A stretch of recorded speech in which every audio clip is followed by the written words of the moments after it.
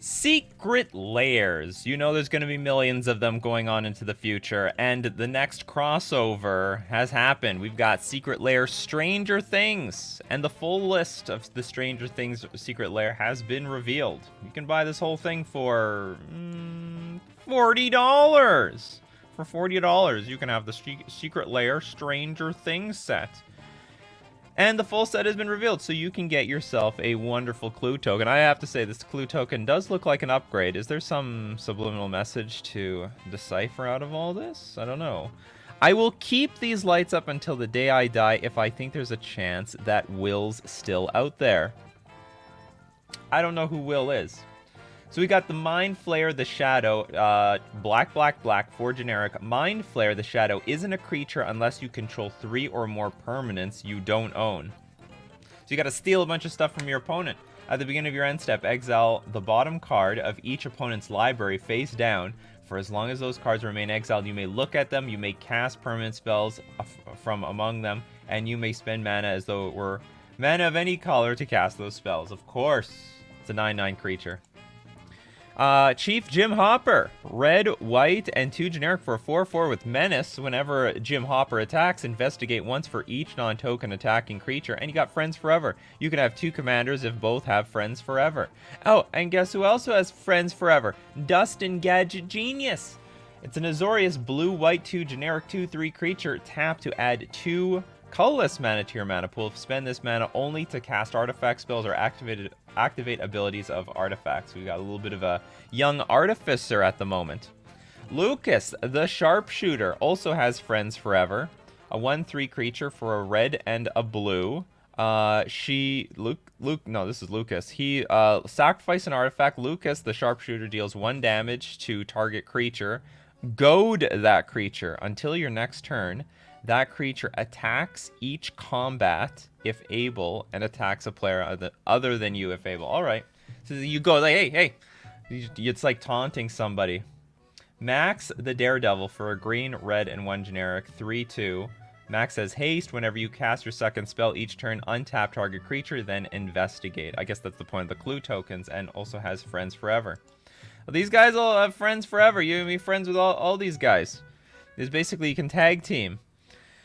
Mike the Dungeon Master, white, green, 1 generic for a 2/2. 2 generic, tap for an activated ability. Choose target creature card in your graveyard that was put there from the battlefield this turn. Return it to the battlefield tapped. Does Mike have like some sort of supernatural ability to bring people back from the dead? Okay, so 11 the Mage. Grixis, black, red, blue, 1 generic for a 3/5 creature. Your maximum hand size is 11. Whenever 11, the Mage attacks, you draw a card and you lose 1 life. Then if you have 11 or more cards in hand, you may cast an instant or sorcery spell from your hand without paying its mana cost, and also has Friends Forever. Do power and toughness mean anything anymore? A Grizzly Bear is 2/2. Jim Hopper is a 4/4. I don't know if we have any name for a 4/4, but we do have names for Squires, a 1/2, and for 2/2s. And then we hit the last one is Will the Wise. Orzhov, black, white for a 1/2 creature. That's Squire that I was talking about, but it does a little bit more than that. Has Friends Forever, but when Will the Wise enters or leaves the battlefield, each opponent may investigate. Each opponent who doesn't lose 1 life. Oh, sorry. Each opponent who doesn't loses 1 life. I'm like, why did this sentence abrupt so endly? You investigate X times, where X is 1 plus the number of opponents who investigated this way. All right, Friends Forever. This is a way of playing 2 commanders at the same time, but exclusive to this set, it seems. Here we got Stranger Things. The crossover, nobody asked, but some people are going to want it, that's for sure. When you wash your hair before a stream, does your wife ever roll her eyes? No, never. Oh, by the way, I didn't wash my hair today. This is all natural because I had other problems.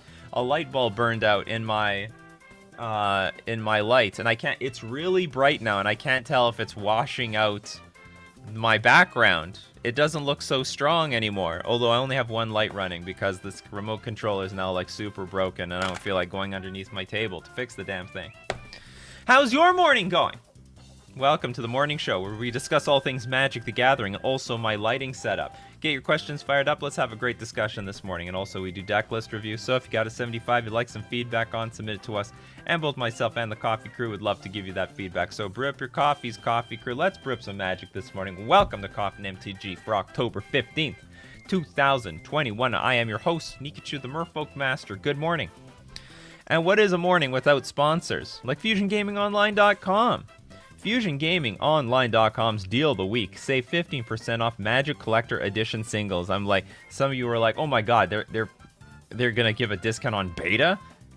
Sometimes they do that, but today it's not. It's gonna be the Collector Edition cards. So they look like real cards, except they have pointed corners and they usually have a gold back.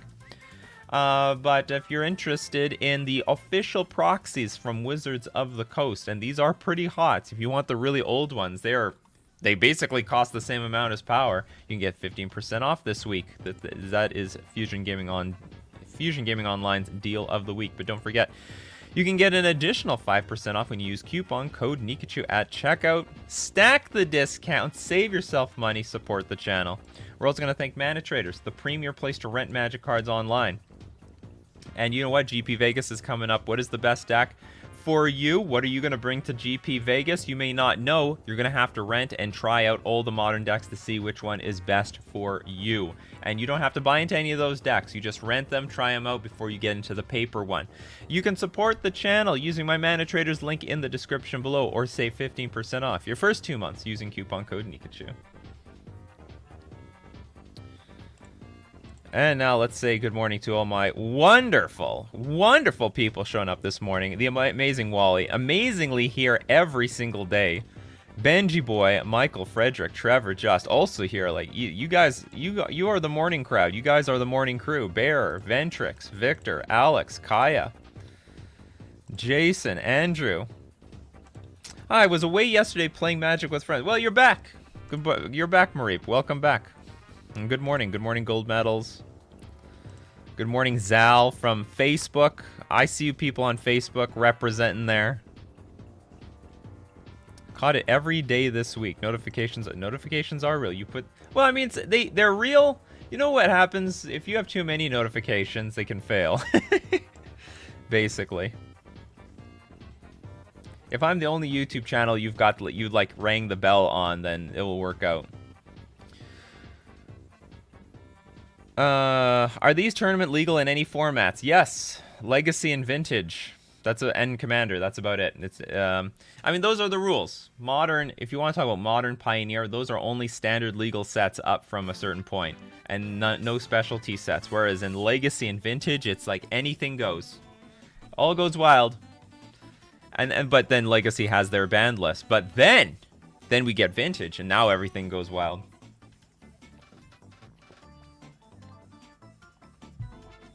It's hard to get things banned in Vintage. Very hard. So good morning, everyone. So you know the drill. 3 question marks before the question, 3 question marks after the question. Helps me find your questions amongst all the comments I'm getting on all my social media channels. But also, if you're on YouTube at Nikachu MTG Streams, you can cheat the system with Super Chats. Donate with a Super Chat, and your question gets pushed to the top of my feed. Ready for trouble. Will the Wise is the first queer person on the show. Read the background on the card. Interesting. Will the Wise.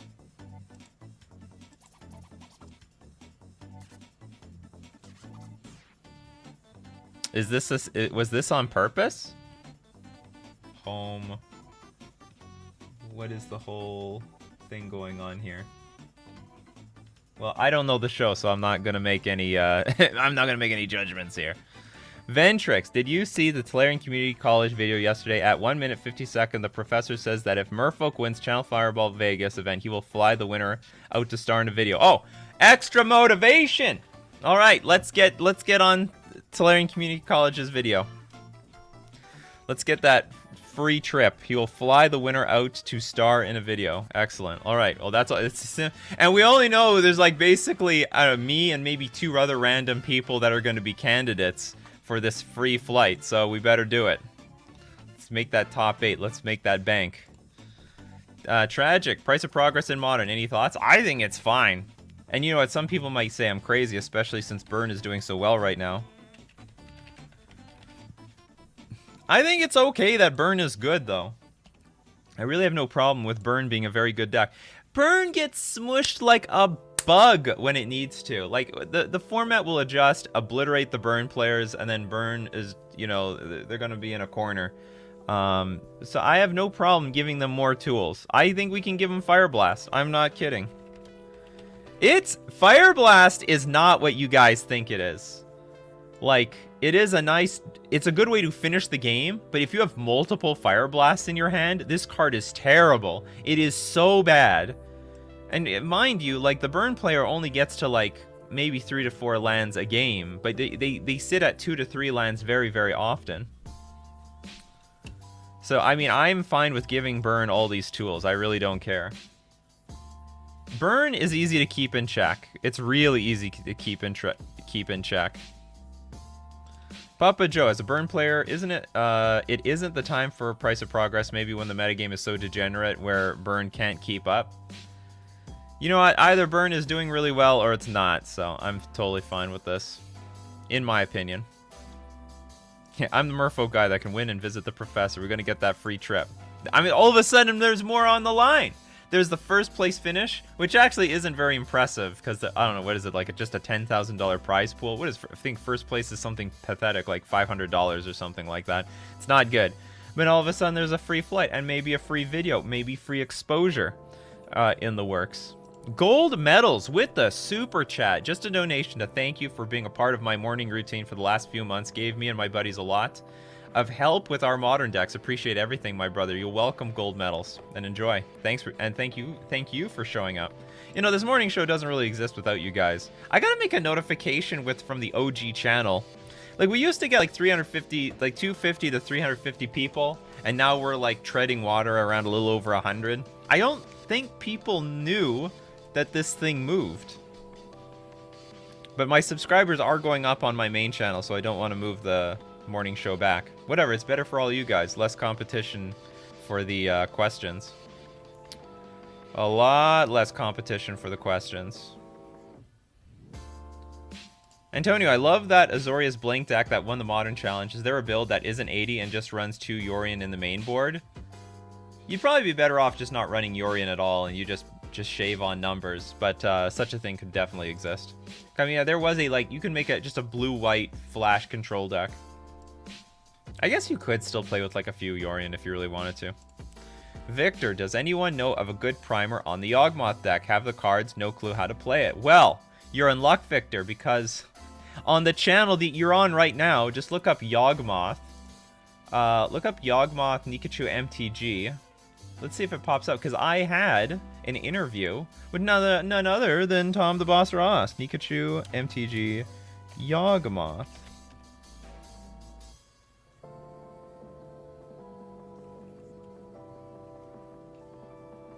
It honestly doesn't show up. I can't even find my own video. The hell is this? Nikachu. Okay, that was Tom Ross. Yawgmoth. There we go. Modern Yawgmoth Masterclass with Tom the Boss Ross. Coffee and MTG, April 30th. Oh man, time flies. That was April 30th? Well, that was half a year ago. So anyway, we did, you got about an hour and 26 minutes of great questions and primers and everything. We basically went over the deck.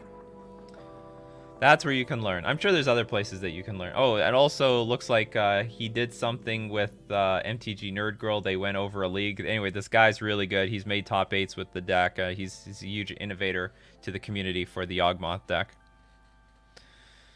Ray, congrats Nikachu, you've been hired by Wizards of the Coast. Your task is to design 4 affordable Modern Challenger deck precons. What are the archetypes included, reprints, and the MSRP? Don't get fired. Well, MSRP is going to have to be $30. One's going to have to be... I don't want to do Merfolk, because they already did that. They did, like, Merfolk versus Goblins. And which is why a lot of the Merfolk staples are really cheap. Let's look at... I can't do Spirits, because they just made Spirits. Alright. I could make a mono blue control deck, actually. I don't think it'd be too bad. It could be full of counter spells, like just regular counter spells. It could have prismatic ending because it's uncommon. Ooh, no planeswalkers though. That would suck. Okay, maybe I can't. We need a win condition. Burn. Burn. Mono red prowess. Is there a cheap way to make hammer time?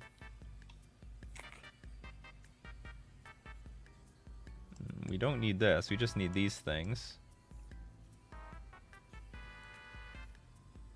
Sigarda's Aid.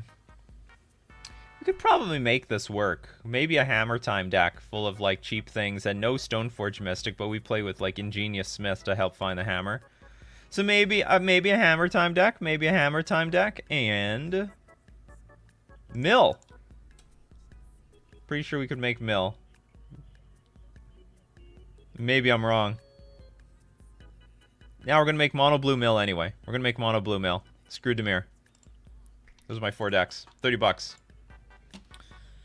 Eat that up. Yanchevik. When you played that Merfolk deck with artifacts, why not playing Thieving Skydiver to steal things you convert with liquid metal? Because that's a bit. It's possible. It's possible. I've seen the Chief do this, but it's a bit. I thought it was a bit gimmicky. It's not really proactive. It's anyway. I thought it was a bit jank. I thought it was jank. Oh wait a minute, hold on. When you played the Merfolk deck with, yeah, that was my deck, right? Yeah, my deck with artifacts. I thought it was a bit jank. It's possible though. I've seen it. I've seen the idea.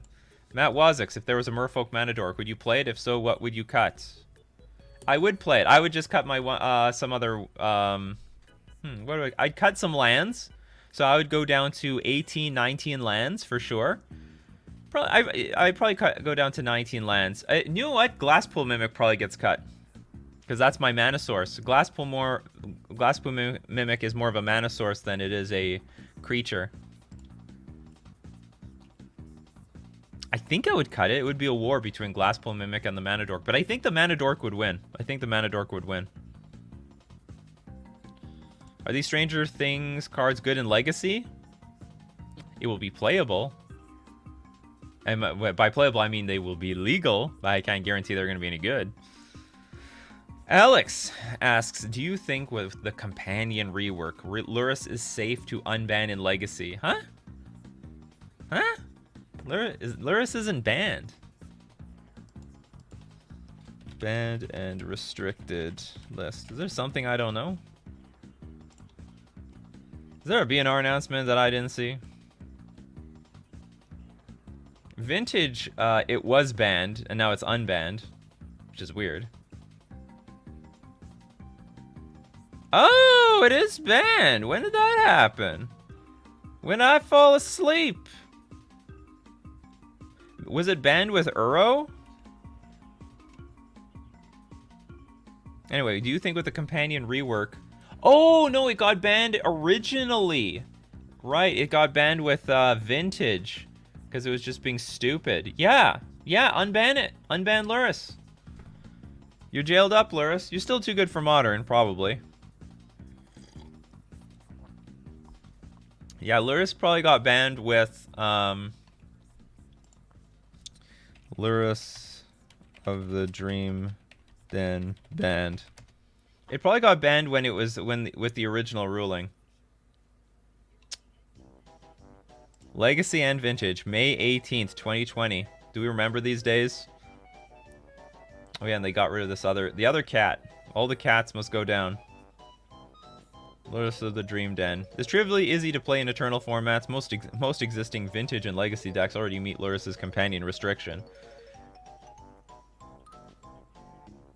The daily Lurrus topic, but this is not how I expected to talk about it. Yeah, I think we can unban this card. I mean, at least try it out. It's unbanned in Vintage. Which, like I understand with the old rules, you know, crack Black Lotus, play your Lurrus, get Black Lotus back. Like, it's completely free. Free 3/2 with lifelink. Hilarious. Well, today I learned Lurrus of the Dream Den is banned in Legacy. I didn't even pay attention. I swear, I probably read this, but I didn't internalize that it was really banned in Legacy. But it makes sense. It makes sense.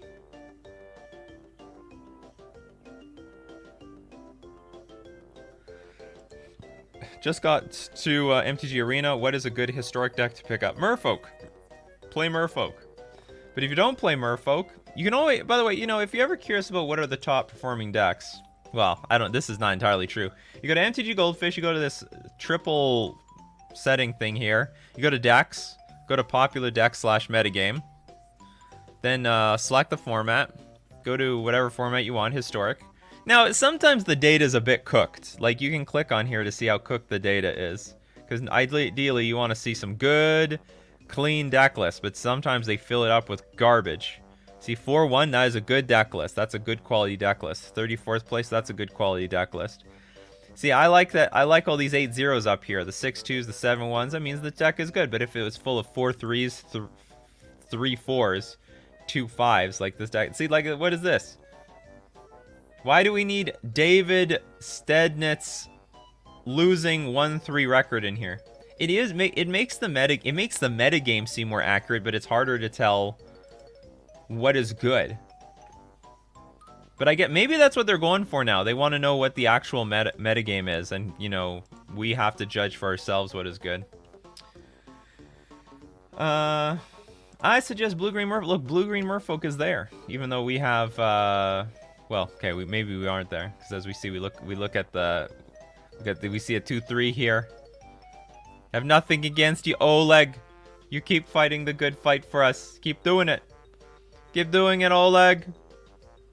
We got some good results. We got some good finishes. 7-1, 6-2, 6-2, 4-3. But anyway, you go here and you check what you want. Mono Black Vampires is doing okay. Or is it? Again, you gotta look at the results. If they're all winning, that's good. If they're mixed, it's not good. Third is good. 26, not bad. 2-2, not impressive. 6-2 is good. Hooglandia open. These are not a lot of deck lists, though. View all 4. How is this so high when it only has 4 results? But anyway. MTG Goldfish going down. It's not what it used to be. Yeah, I feel like they're trying to what you'll actually see out in the wild numbers-wise as opposed to what wins. But we prefer to see what wins. Loris, the only card ever banned in Vintage. Correction. The only card banned in Vintage for power level. There are banned cards. There's banned cards for Anti. There's banned cards for Dexterity. But not for power level.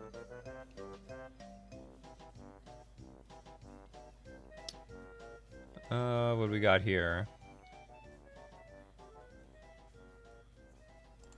Thoughts on Innistrad Land's Secret Lair.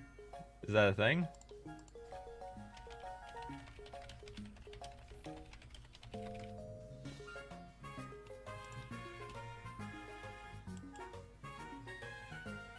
Oh, these are the lands?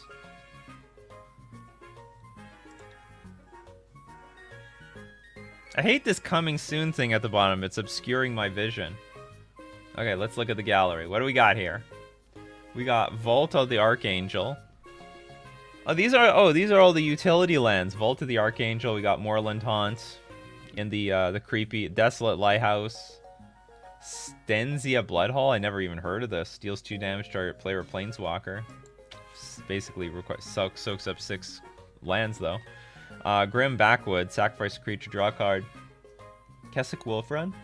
This used to be a modern staple. I mean, there used to be a lot of modern decks that played Keswick Wolfrun. Now that no, no, there's no more.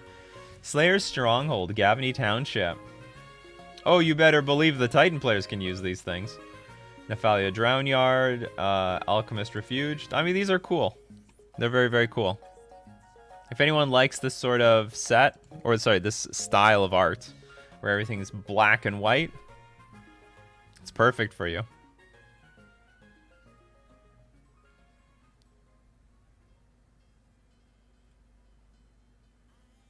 Whatever happened to the Heliod Company deck? It's gone. That is a good question. Whatever. I wonder if it's going to make a resurgence in GP Vegas.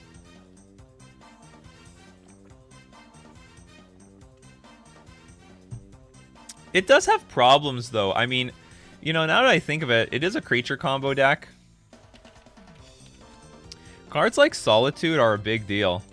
Like, you now have you just have a random answer to anything at this point. If your deck relies on creatures, you can tap out and still interact with your opponent's combo. So goodbye Walking Ballista, goodbye everything. And if the Heliod is online, goodbye Heliod. I think I have a feeling the free mana spells had a very large influence against that deck. Wasn't your audience higher when we had spoiler season? Well, okay, well, I averaged 250 to 350 people a day, but when spoiler season came around, then it skyrocketed to like 850. Why don't you just make a channel named Coffee and MTG and have it just be that? I thought of maybe I would do that with this one, but then where do I put my gameplay videos? Like, I really don't care about this channel. This channel is like a throwaway channel. It's just to keep the crap away from my good stuff. You know, the good channel. You know, with the cheating videos. Papa Joe, how important is Brazen Borrower in Merfolk? Also, how many should I run if it's essential? I think it's essential to have 4 in your toolbox, but that doesn't mean that you need to play it. But I think it's important to have 4 in your toolbox. It's still my favorite way of dealing with permanents. Aside from Harbinger sometimes is good situationally, but I think Brazen Borrower is by default my favorite way to deal with permanents. And it's a really good hedge. It's a hedge against like Plague Engineer. It's a flying evasive creature. I like it a lot. But at any given moment, right now you could play anywhere between 4 or 0, depending how you want to play your deck. I don't feel very strongly that you need to play the card.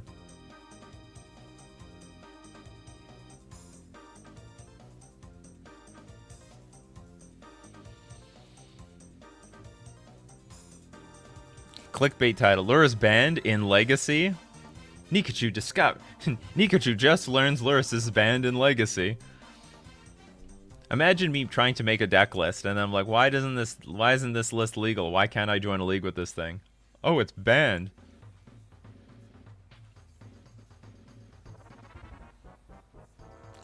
Today I'm gonna play a Lurrus Boros Prowess deck at FNM just to mess with my salty opponents. Go for it. I think the case is not closed whether. Oh, this is Prowess at FNM. Go for it. Oh, you say you're gonna play one of those super aggro clever Lumimancer builds.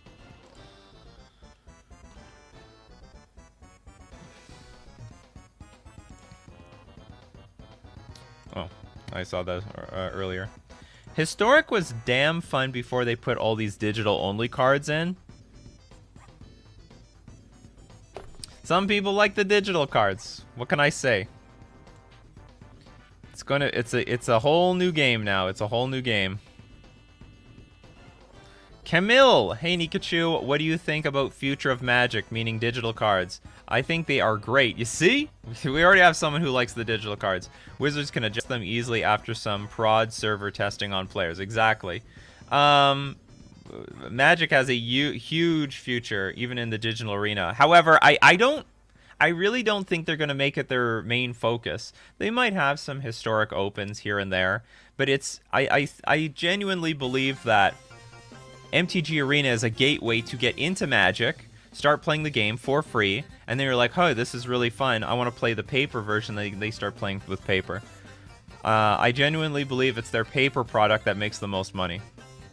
And I don't know if the digital product can ever catch up to it. It sounds good in theory, but in practice, like upholding a digital client is still expensive. Kai, I need some ideas for some cool basics for Merfolk besides the unsets and full arts. I was thinking the flower one from Lorwyn. Oh, you mean some cool lands? Yeah, the flower one is very nice from Lorwyn. I like all the Lorwyn lands.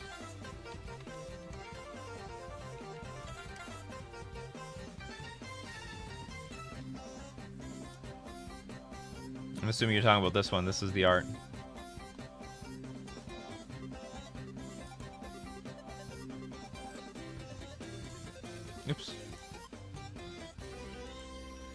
I'm gonna open that link over here. I have this in foil. I have quite a few of these in foil. I think it's money if you get it in foil. Anyway, it's a good decision. Okay, so personally for me, what is my favorite? My favorite is the Odyssey Island. Am I spelling Odyssey right?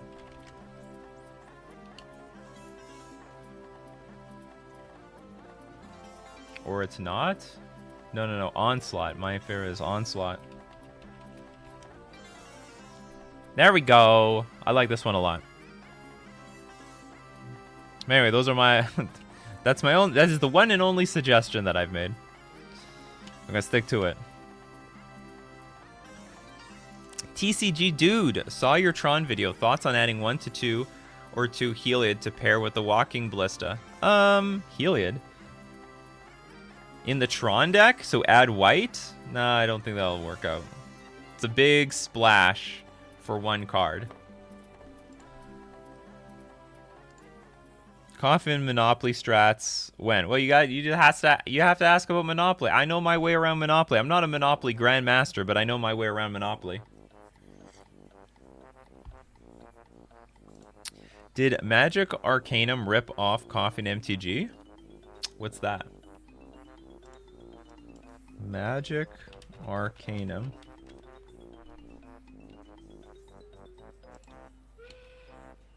What?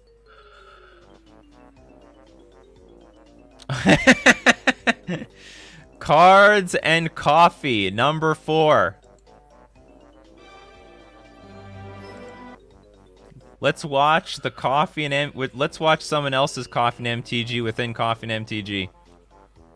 Oh, Gomez. I thought it was an ad for a second. Burdick. And we're so glad you're here because it's coffee time. It's coffee time. That's the stuff. Absolutely. This is Cards and Coffee, the laid-back, awesome, casual, chatty talk show between your 2 favorite Magic personalities. We got the mustache, we got the braids. They are now. I don't have a mustache, to be honest. I can't compete. Today, what are we gonna do? Making these episodes. I don't have 4. We don't have any women on this show, and I don't have a mustache. Hang out and chat about cool stuff. I'm already done for. The comments and the feedback from everybody. This has been such a great experience making these shows.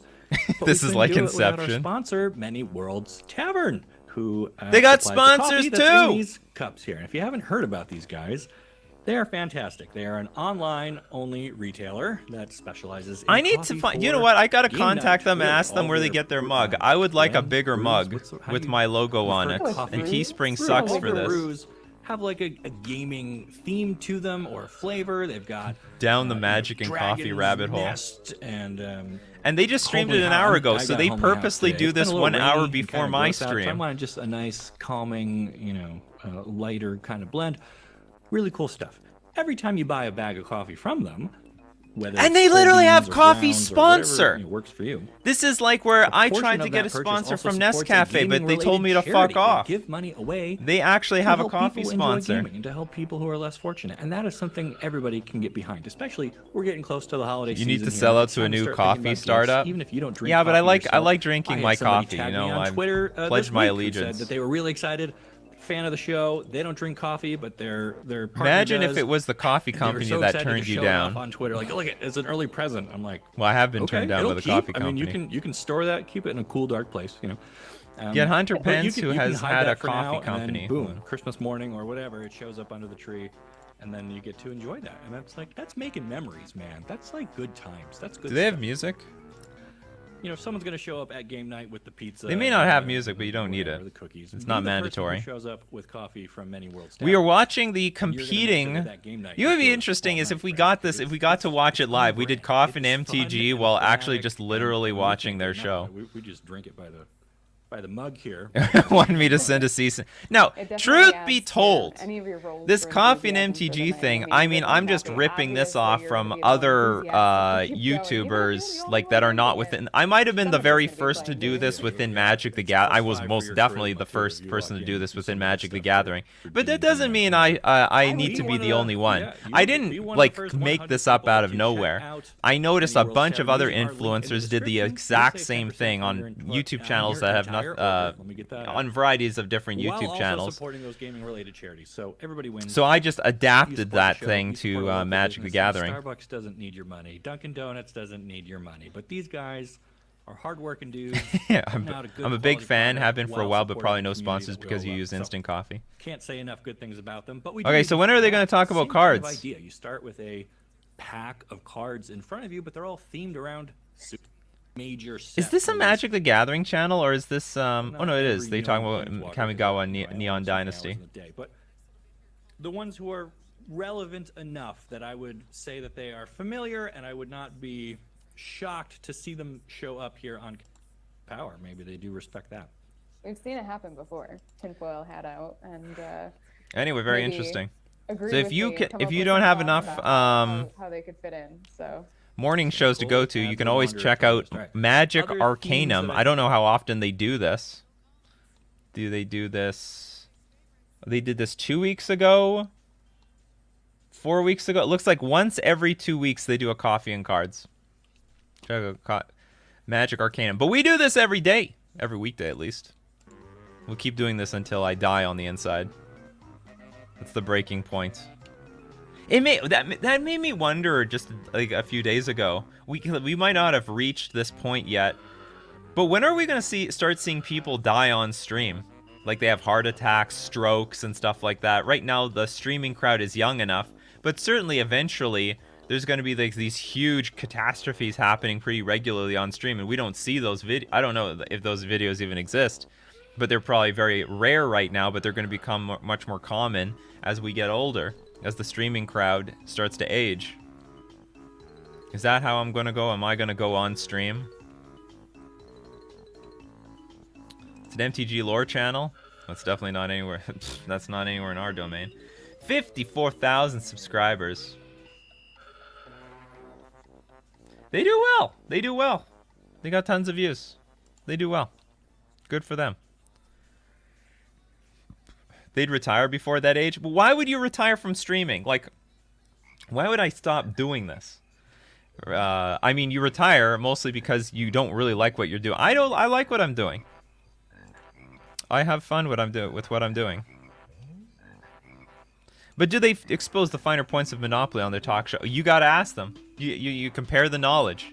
You ask them, you know, what are the basic strats to Monopoly? How much should I sell my get out of jail free card to the person who's in jail? Do I sell it at the even price of $50? Do I give them a discount? Didn't someone get swatted and get shot? Well, I've never heard of anyone getting shot while being swatted. I've heard there's a lot of situations where people got swatted though.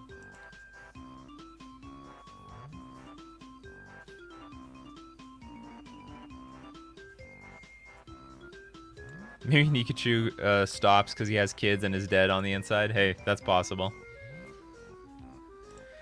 I'm the John Stossel of MTG. I don't even know who that is.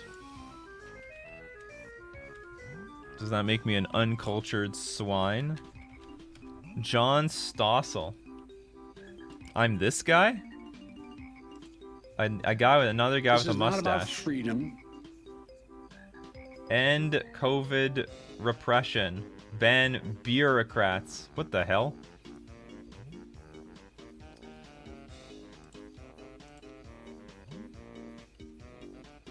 I wasn't expecting that. Yeah, I thought I'm the Nikachu of MTG. Jarl, Nikachu, what do you think of the cards Siphon Insight for Modern?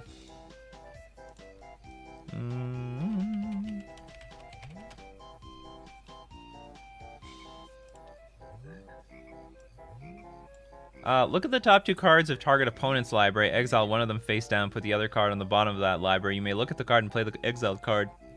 For as long as it remains exiled, you may spend mana as lower mana of any color to cast that spell. I don't like it. I don't like it because your opponent's deck isn't guaranteed to have any good resources to have synergy with your deck. Like, it's not really exile one of them face down, put the other one on the bottom of that library. Like, there's no card advantage here. Like, compare this to something like expressive iteration. So you get like one card from your opponent, which is pathetic. Whereas Expressive Iteration says, look at the top 3 cards of your library, put one of them into your hand, one of them on the bottom, but then you get to exile one of them and play it this turn, so it's a 2-for-1. And you know your deck has gas. And has synergy with the rest of your deck, so actually, not a fan at all. Not a fan.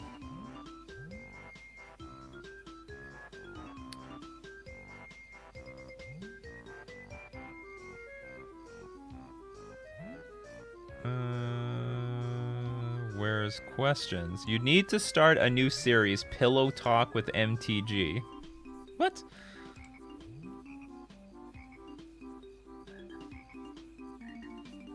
What's up with Arena right now? Ladder is unavailable. Okay, well, I'm not an Arena expert, but they do lock things away every so often. Because they want to push you. They want to push the community to certain parts of Arena, so they basically lock things up. They lock things away so you can't use it. See, if you don't play on Ladder, then you're going to play somewhere else, because you have no choice. You close the clients. Don't give them your money. Do you know the Mirror Loft?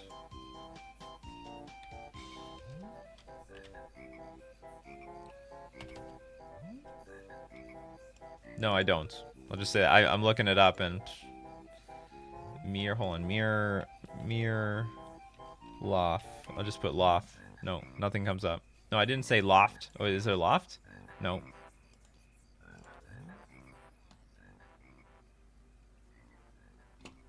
John Stoss is a libertarian. Gotcha. Devil's Play or cut/ribbons? Cut/ribbons. It's not terrible. I'm not a fan of the card anyway, but I mean it's more playable. For 2 mana, deals 4 damage to target creature. Not bad, but it has aftermath. Each opponent loses X life, so it's a great. So the deal is, it's playable early on in the game and kills a lot of creatures, but then randomly it can be a win condition afterwards. The ribbons is a shitty card, but it just randomly as a bonus on top of cut, it's great. It's really good. So I think ribbons is fantastic.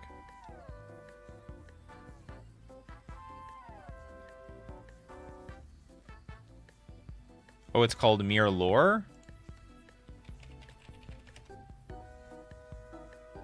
This thing still doesn't exist. Oh, do I know mirror lore? Like I know the lore of the mirrors? I do not know. I don't know anything about mirrors. I don't even know that much about merfolk. Merfolk are from Zendikar.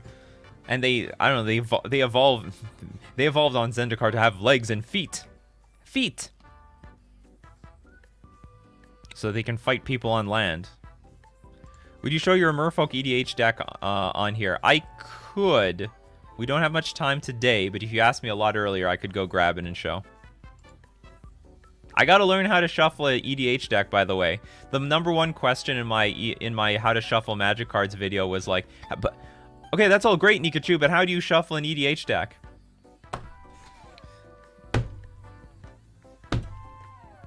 The lighting is fucked here. Maybe there's something. I don't know, something's wrong. Everything's falling apart recently. Why is everything falling apart? But the background looks better now. Hold on, give me a second.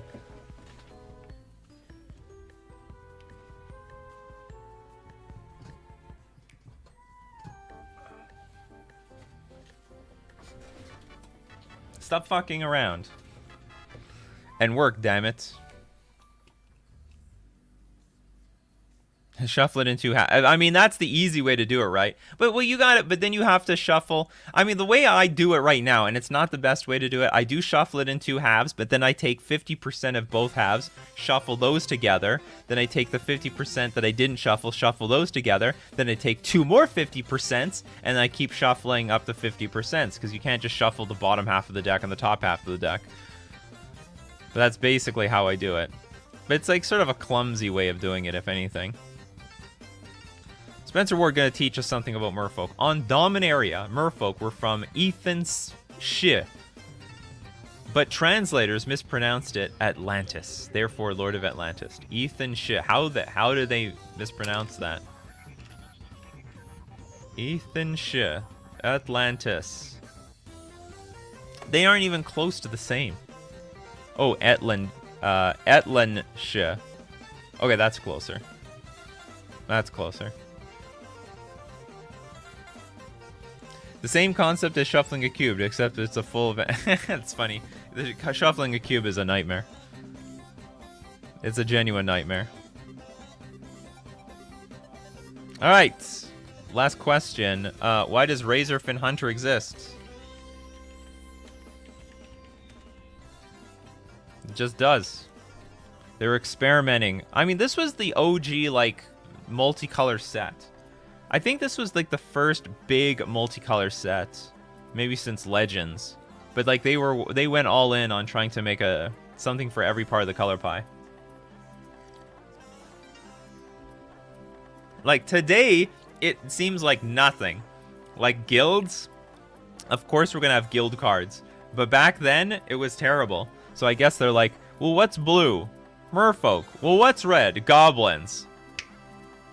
Merfolk Goblin, that's right. They Merfolk Goblined it up. Alright, it is time, as it usually is, for Decklist review. Alright, welcome everyone. If you want your deck list to be reviewed, use the... go into my description. There's a link to my Discord. Join the Discord, and then join the channel Decklist Review, and that's where you enter the command review deck. Exclamation point review deck space, give the URL to your deck list. You'll be eligible at random for Decklist Review. That's how it be. What do I gotta do? Do I have to buy like one of those crappy ring lights or something? I don't really like the idea. Or maybe I should get those expensive Elgato stuff. But I don't want to spend more money on lights. What do I need to spend money on lights for when I got lights here? But God, my floodlights, I'm pissed about this. Like, the remote control doesn't work. I guess I gotta see what Elgato has. We gotta buy the good stuff. We gotta buy this, the good stuff. So who wants to message MTG Remy and ask him to do a laugh my effing ass off parody for Magic every day I'm shuffling? He'll do it. I'm sure you can crowdfund it. Alright, let's look up some deck lists. Random. You're all selected at random. We've got Tapping Taz. Congratulations, you're the next contestant on Decklist Review.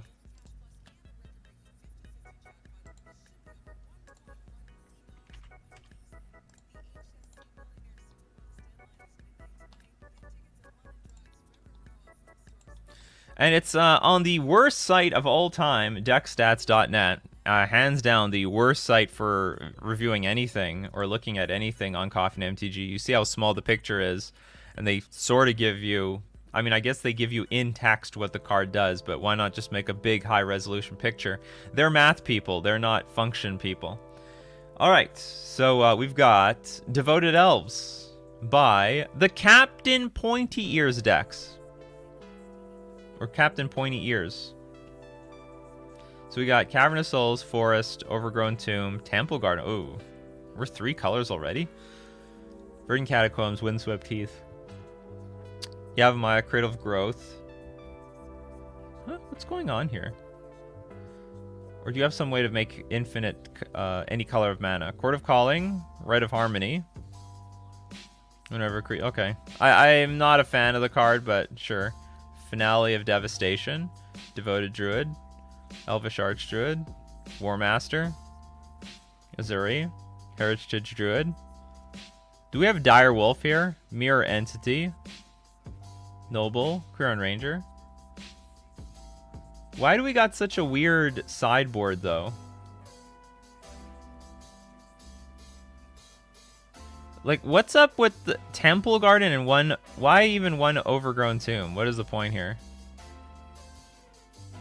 One Dryad Arbor is possible. Okay, sideboard is a bunch of weird stuff.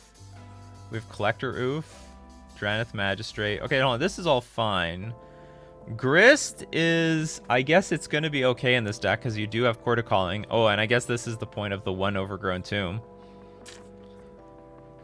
But is Grist really so good? Well, didn't I think Dyer made a deck with Grist not too long ago? I think it was Dyer. If it was someone else, then I'm sorry. Hushbringer, Knight of Autumn, Lavinia, Like, how do you cast this thing? Is it only through Court of Calling? I mean, and potentially Cavernous Souls?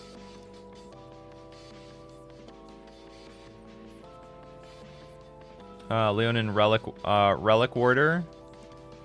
You're hard on white mana as well. Getting the double white is going to be difficult. Magus of the Moon. No, okay, now just stop. Stop. Okay, I'm fine with a lot of this stuff, but don't make your deck too complicated. Like, make it nice and smooth as possible. Get rid of anything that's not... Just be... Honestly, I think you should just be purely 2 colors. Like, you don't even have that many fetch lands to find your Overgrown Tomb. Look how many ways you can find your Overgrown Tomb. You have, what, 2 Windswept Teeth, 2 Verdant Catacombs, and an Overgrown Tomb. You're literally a 5... you literally have 5 sources of black mana. Do you play with... You don't have any other source of black mana in here. It's just go... Oh yeah, Noble Hierarch actually adds some, but it's not enough. I don't think it's enough. This is terrible. Oh, Lumberjack did the other one. I get you guys mixed up all the time. We got some hardcore dedicated Elves players in the chat. In this community. Okay, so this is what I want you to do. Just go all in on Temple Garden. The Overgrown Tomb can become, like, I don't know, Dryad Arbor. Remove Magus of the Moon. Like, okay, if you want, maybe keep the Magus as a big Gotham card, because this card really can win the game if you get this thing out. But I am not as confident about Lavinia, Azorius Renegade, or Grist, for example. Like, I know you can Court of Calling these cards into play, but I don't think it's reliable. You run this deck at F&M?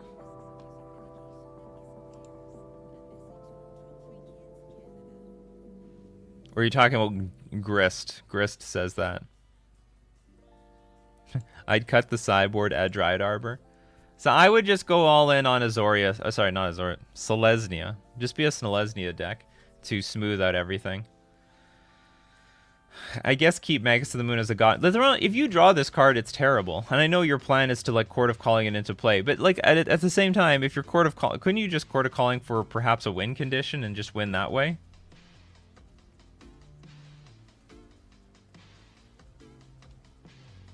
And also, if you have more white sources, you can make better use of Skyclave Apparition.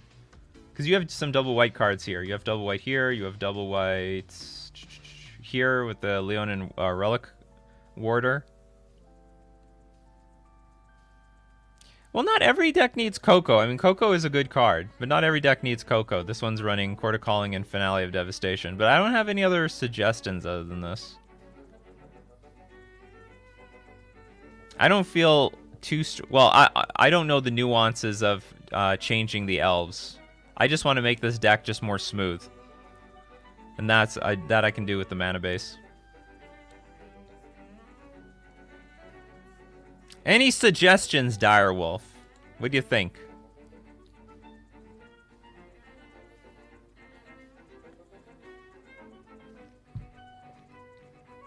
And also, if this is... Hold on. If this is a devoted elf stack, you should have more Vizier of Remedies. Like, a lot more.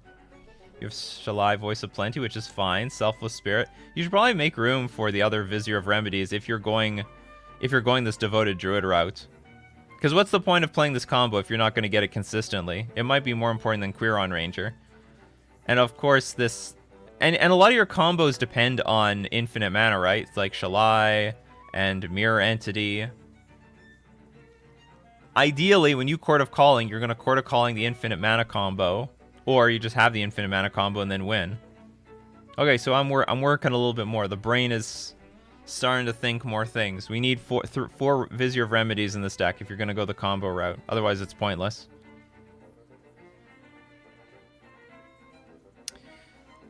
Elvish Champion? Well, if I made the Elves deck from scratch, that's what I would do. Devoted Druid...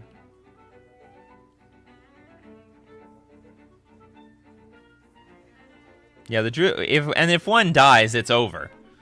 But at least if you have extras, you have more things to chord for. And of course, it's your win condition between Shalai and also your Mirror Entity. Anyway, that's what and it also combos with Azuri. Anyway, those are my suggestions. Good luck. Good luck with your elf list. Make your Vizier combo deck a Vizier combo deck. Okay, I'm about to... Okay, I got my last... I'm clearing the queue. So if you submit lists from here to from here on out, they'll be available for next week. Registered Merce. We got vampires. Vampire control. I gotta build a vampire deck. Coming up. Because it's October. How many weekends do we have in October? Oh, we have a lot. Oh, we're actually gonna have coffee net. We're actually gonna have a stream on Halloween. Interesting. Okay, we've got Collective Brutality, Thoughtseize, Bloodghast, Calastria Highborn, Silver Smoke Ghoul, Viscera Seer, Bloodchief Ascension, Contaminated Ground. This is very different from usual. This makes me wonder, should I like play, could I make a Dimir? Spreading Seas and Contaminated Ground combined together can screw over my opponent's mana. Lithoform Blight, when it enters the battlefield, draw a card. Enchanted land loses all land types and abilities and has tap. Add 1 generic mana and pay 1 life. Add 1 mana of any color. Oh, they got it. Basically, I have to pay a life. Damn. Do I have a Merfolk costume? I've got nothing. I got nothing. Maybe I'll wear a cape. Or maybe I'll wear some sort of, I don't know, ears on top of my head. Holy crap, another vampire deck. What do you know? Tribal players are asking another tribal player for advice. Dash Hopes, Fatal Push. Wait, well, okay. Now, I have nothing against taking a more control route with my decks. This is heavily controlling, though. You have 3 Sorin, which, by the way, does combo with Silver Smoke Ghoul. Thoughts, you have 21 lands. 3 of them are Ghost Quarter, though. But they... you have an Urborg, so sometimes it won't matter.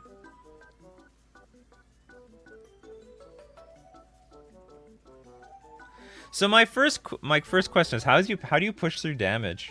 Or are you just literally just trying to Silver Smote, or sorry, Calastria Highborn, and Sorin them out? It doesn't look like you push through a lot of damage.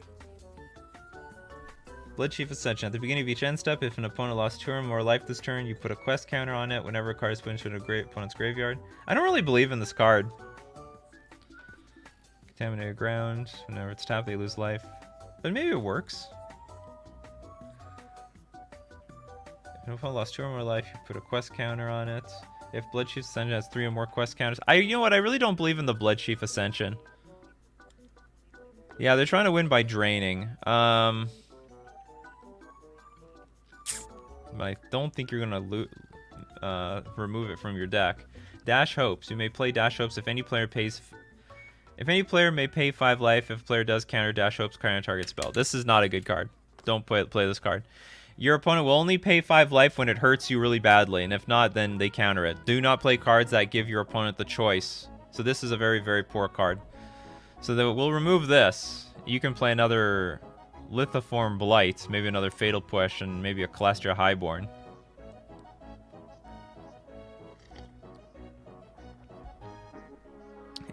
Yeah, it's coffee. It's like Coffee and MTG on replay. Ensnaring Bridge, Feed the Swarm, Grafdigger's Cage. Well, Ensnaring Bridge should go in the main, maybe. I mean, and it will be a dead card versus some decks, but like, I think it would be actually better, given you're playing this sort of sit and wait strategy.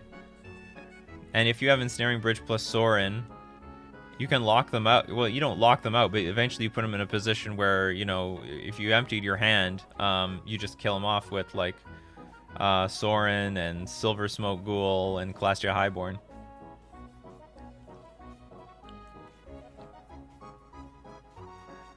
Yeah, maybe we exchange Dash Hopes for Bridge. Because this is more... It's essentially a control deck when you look at it. It's not an aggro deck. You've got some creatures here. And Bloodghast is fine. It's got synergy.